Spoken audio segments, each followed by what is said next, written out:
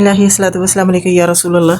अस्सलाम वालेकुम रहमतुल्लाहि व बरकातहू। उम्मीद है आप सब खैरियत से होंगे इंशाअल्लाह। जिन लोगों ने दावत इस्लाम अल हादी और अल हादी चैनल को सब्सक्राइब किया उनका बहुत शुक्रिया। मेरे न्यू सुनने वाले भी ज़रूर सब्सक्राइब करें। जज़ाकल्लाह खैर। अल्लाह ताला आप सबको अपनी रहमतों के साए में रखे और हर दुख, हर तकलीफ, हर बीमारियों से महफूज रखे। हर नेक ख्वाहिशात अल्लाह ताला आप सबकी पूरी करें इंशाअल्लाह, आमीन। नम्ल पढ़ी जा रही है, उसका 2 पार्ट मैं अपलोड कर चुकी हूँ और अब ये 3rd पार्ट आपको सुनाती हूँ। आप गौर से सुने और ज़रूर आगे भी शेयर करें। लास्ट वीडियो में यहाँ तक आपने सुना था। पिछली वीडियो में मैंने आपको बताया था ना कि मलका का तख्त सुलेमान अलैहिस्सलाम ने बुला लिया था और वो अपने तख्त को देख के हैरान परेशान हो गई कि मेरा ये तख्त यहाँ पर कैसे आया। उसको ये सब देख के रब्बुल आलमीन पर यकीन आ गया। काफर थी, मुसलमान हो गई। सुलेमान अलैहिस्सलाम के महल में दाखिल होने को उसको बोला तो उसने देखा तो समझी कि पानी का हौज़ है और उतरने के लिए इसने अपने पांचे उठा लिए। सुलेमान अलैहिस्सलाम ने कहा, ये शीशे का चिकना फर्श है। इस पर वो पुकार उठी, ए मेरे रब, आज तक मैं अपने नफ्स पर बड़ा जुल्म करती रही और अब मैंने सुलेमान अलैहिस्सलाम के साथ अल्लाह रब्बुल आलमीन की इताअत कबूल कर ली है। सुभान अल्लाह। अब इससे आगे सुने सूरत नम्ल का ये आखिरी पार्ट है। औज़ु बिल्लाहि मिनश शैतानिर रजीम, बिस्मिल्लाहिर रहमानिर रहीम।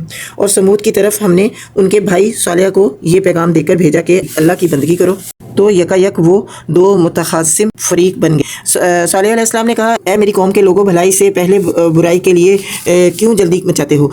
क्यों नहीं अल्लाह से मग़फ़िरत तलब करते, शायद कि तुम पर रहम फरमाया जाए। उन्होंने कहा, हमने तो तुमको और तुम्हारे साथियों को बदशगुनी का निशान पाया है। सालिह अलैहिस्सलाम ने जवाब दिया, तुम्हारी नेको बदशगुन का सरे रिश्ता तो अल्लाह के पास है।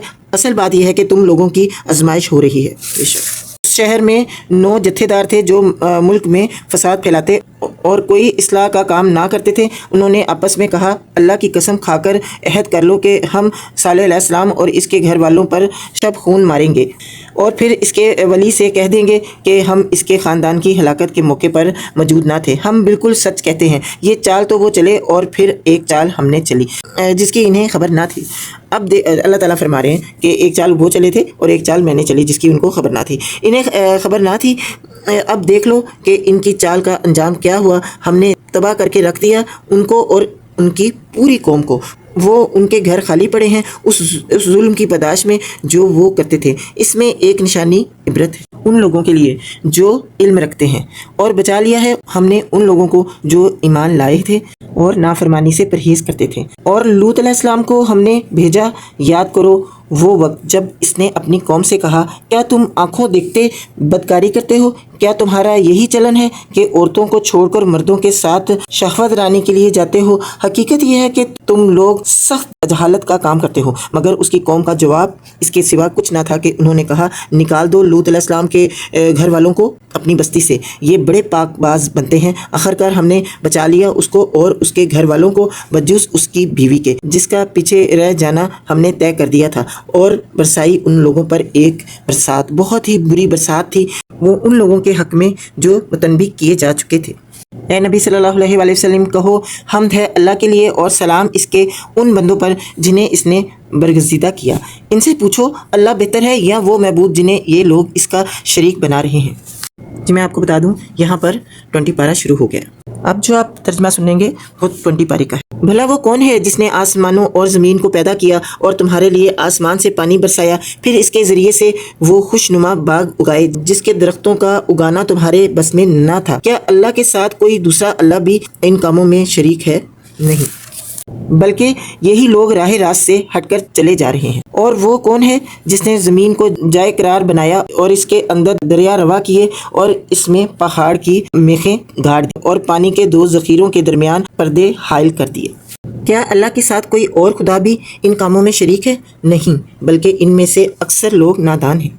कौन है जो बेकरार की दुआ सुनता है जबकि वो उसे पुकारे, और कौन इसकी तकलीफ रफा करता है, और कौन है जो तुम्हें ज़मीन का खलीफा बनाता है? क्या अल्लाह के साथ कोई और खुदा भी यहाँ काम करने वाला है?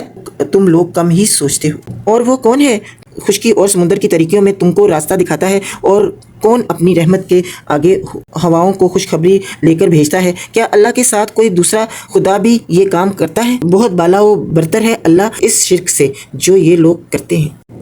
और वो कौन है जो खालिक की इब्तिदा करता है और फिर इसका अदा करता है? और कौन तुमको आसमान और ज़मीन से रिस्क देता है? क्या अल्लाह के साथ कोई और खुदा भी इन कामों में हिस्सादार हैं? کہو کہ لاؤ اپنی دلیل اگر تم سچے ہو۔ ان سے کہو اللہ کے سوا آسمانوں اور زمین میں کوئی غیب کا علم نہیں رکھتا اور وہ نہیں جانتے کہ کب وہ اٹھائے جائیں گے، بلکہ آخرت کا تو علم ہی ان لوگوں سے گم ہو گیا ہے، بلکہ یہ اس کی طرف سے شک میں ہیں، بلکہ یہ اس سے اندھے ہیں۔ یہ منکرین کہتے ہیں کیا جب ہم اور ہمارے باپ دادا مٹی ہو چکے ہوں گے تو ہمیں واقعی قبروں سے نکالا جائے گا؟ یہ خبریں ہم کو بھی بہت دی گئی ہیں اور پہلے ہمارے آباؤ و اجداد کو بھی دی جاتی رہی ہیں، مگر یہ بس افسانے ہی افسانے ہیں جو اگلے وقتوں سے سنتے چلے آ رہے ہیں۔ کہو ذرا زمین میں چل پھر کر دیکھو کہ مجرموں کا کیا انجام ہو چکا ہے۔ اے نبی صلی اللہ علیہ وآلہ وسلم، ان کے حال پر رنج نہ کرو، نہ ان کی چالوں پر دل تنگ ہو۔ وہ کہتے ہیں کہ یہ دھمکی کب پوری ہوگی اگر تم سچے ہو؟ کہو کیا عجب کہ جس عذاب کے لیے تم جلدی مچا رہے ہو اس کا ایک حصہ تمہارے قریب ہی آ لگا ہو۔ حقیقت یہ ہے کہ تیرا رب تو لوگوں پر بڑا فضل فرمانے والا ہے، مگر اکثر لوگ شکر نہیں کرتے۔ بے شک بلا شبہ تیرا رب خوب جانتا ہے جو کچھ ان کے سینے اپنے اندر چھپائے ہوئے ہیں اور جو کچھ وہ ظاہر کرتے ہیں۔ آسمان و زمین کی کوئی پوشیدہ چیز ایسی نہیں ہے جو ایک واضح کتاب میں لکھی ہوئی موجود نہ ہو۔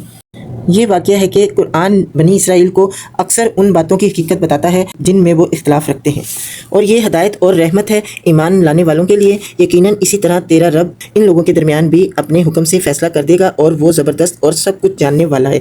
بس اے نبی صلی اللہ علیہ وآلہ وسلم، اللہ پر بھروسہ رکھو، یقیناً تم سرے حق پر ہو۔ تم مردوں کو نہیں سنا سکتے، نہ ان بہروں تک اپنی پکار پہنچا سکتے جو پیٹ پھیر کر بھاگے جا رہے ہوں، اور نہ اندھوں کو راستہ بتا کر بھٹکنے سے بچا سکتے ہو۔ تم تو اپنی بات انہی لوگوں کو سنا سکتے ہو جو ہماری آیات پر ایمان لاتے ہیں اور پھر فرما بردار بن جاتے ہیں۔ انشاءاللہ ہمیں توفیق دے کہ ہم اللہ تعالیٰ کے فرما بردار بن جائیں انشاءاللہ۔ اور جب ہماری بات پوری ہونے کا وقت ان پر آ پہنچے گا تو ہم ان کے لیے ایک جانور زمین سے نکالیں گے جو ان سے کلام کرے گا کہ لوگ ہماری آیات پر یقین نہیں کرتے تھے۔ استغفر اللہ۔ اور ذرا تصور کرو اس دن کا جب ہم ہر امت میں سے ایک فوج کی فوج ان لوگوں کی گھیر لائیں گے جو ہماری آیات کو جھٹلایا کرتے تھے، پھر ان کو ان کی اقسام کے لحاظ سے درجہ بدرجہ حاضر کیا جائے گا، یہاں تک کہ جب سب آ جائیں گے تو ان کا رب ان سے پوچھے گا کہ تم نے میری آیات کو جھٹلا دیا حالانکہ تم نے ان کا علمی احاطہ نہ کیا تھا، اگر یہ نہیں تو اور تم کیا کر رہے تھے؟ اور ان کے ظلم کی وجہ سے عذاب کا وعدہ ان پر پورا ہو جائے گا، تب وہ کچھ بھی نہ بول سکیں گے۔ اللہ اکبر۔ اللہ تعالیٰ ہمیں اپنی زندگیوں میں ہی ہدایت عطا فرمائے انشاءاللہ۔ اللہ تعالیٰ کے پاس جانے سے پہلے اپنے آپ کو سدھار لیں، ہم اپنی غلطیوں کو، اپنی کوتاہیوں کو سدھار لیں تاکہ اللہ کے حضور جب حاضر ہوں تو اللہ تعالیٰ اپنی رحمت کے سائے میں ہمیں چھپا لے۔ ٹھیک ہے، اللہ تعالیٰ ہم سب کو نیک ہدایت عطا فرمائے اور توبہ کی توفیق عطا فرمائے انشاءاللہ، آمین۔ اتنا برا ہو رہا ہے، اتنا غلط ہو رہا ہے، ہر ملک میں ہو رہا ہے، بے حیائی بڑھتی چلی جا رہی ہے۔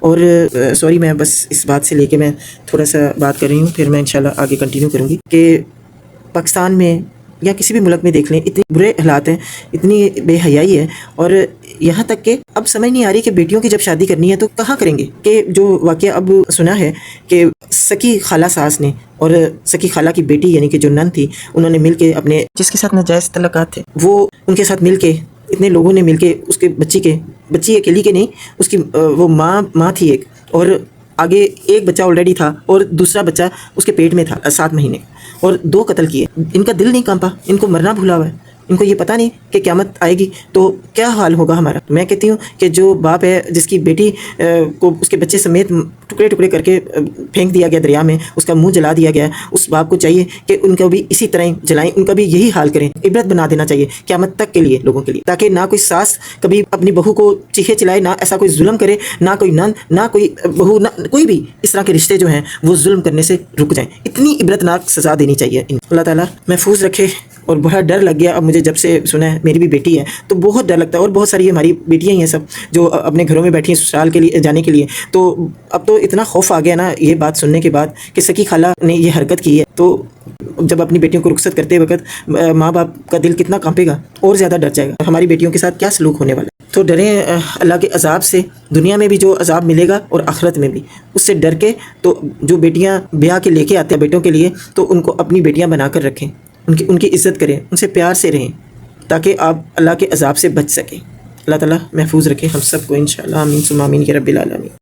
میں ذرا ایموشنل ہو گئی تھی، بہت زیادہ ٹینشن ہوئی تھی یہ سن کے ساری بات یہ جو بچی کے ساتھ ہوا، تو بس اس وجہ سے کہ اللہ کے عذاب سے ڈرانے کے لیے یہ بات کی ہے۔ جو بھی سنے اور اس چیز سے ڈر جائے کہ آئندہ ہم نے ایسی کوئی حرکت نہیں کرنی. جو اس قتل میں انوالو تھے ان سب کو اتنی عبرتناک سزا دیں کہ آنے والی نسلیں بھی یاد رکھیں، پھر کوئی بہو اس طرح سے قتل نہ ہو. یہ ویڈیو ضرور آگے شیئر کریں اور اس سے آگے آپ سنیں. کیا ان کو سجائی نہ دیتا تھا کہ ہم نے رات ان کے لیے سکون حاصل کرنے کو بنائی تھی اور دن کو روشن کیا تھا؟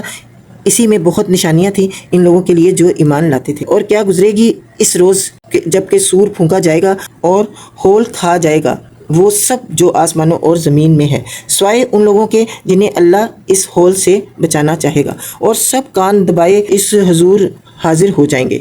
آج تو پہاڑوں کو دیکھتا ہے اور سمجھتا ہے کہ خوب جمے ہوئے ہیں، مگر اس وقت یہ بادلوں کی طرح اڑ رہے ہوں گے. یہ اللہ کی قدرت کا کرشمہ ہوگا جس نے ہر چیز کو حکمت کے ساتھ استوار کیا ہے. وہ خوب جانتا ہے کہ تم لوگ کیا کرتے ہو. جو شخص بھلائی لے کر آئے گا اسے اس سے زیادہ بہتر صلہ ملے گا، اور ایسے لوگ اس دن ہول سے محفوظ ہوں گے. اور جو برائی لیے ہوئے آئے گا ایسے سب لوگ اوندے منہ آگ میں پھینکے جائیں گے. کیا تم لوگ اس کے سوا کوئی اور جزا پا سکتے ہو کہ جیسا کرو ویسا بھرو؟